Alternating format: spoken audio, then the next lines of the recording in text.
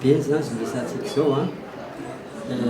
raha vao hoe mikohaka na mihevona dia amin'le réocaspitoris zany no fifindrany virus dia tokony na mosoara zany ny vava sy ny olona na satria tampoka be le mikohaka indray ny antibus na ohatran'izany dia tonga dia taponana ny olona zany zay amin'ny ankapobeny. Dia tokony kosa antsika miezaka foana mba matanjaka zany ny fahasalaman'ny vatany tokony ho amin'ny torimaso tsara dia tokony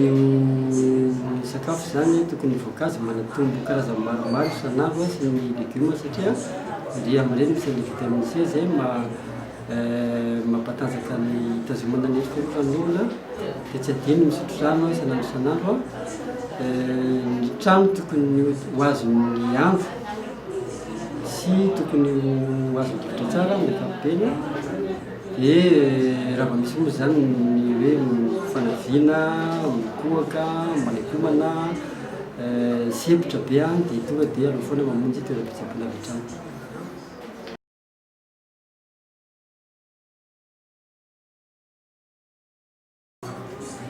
Ny cancer na ny mamedana zany a dia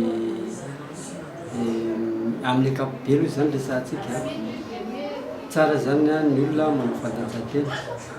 na dia tongotra dia valety dia tsy tokony miezaka koa zany tsy ho lehibe le vatana ena zany ny finanankanina be loatra ny sakafo misy farinina sy le patipaty reny ena dia manatombo ny voankazo karazany maromaro isan'andro sy legioma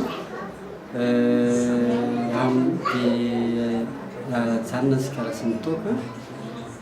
amin'ny ankapobeny mamedana zay resantsika zay fa misy ny manokana mamedana vozony tranjaza sy ny ohatra mety afandray koa zany reny a tsy tokony manana olona maro miaraka loatra amin'ny tena satria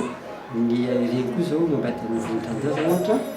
dia mifindra misy virus zay anisan'ny mampatonga le izy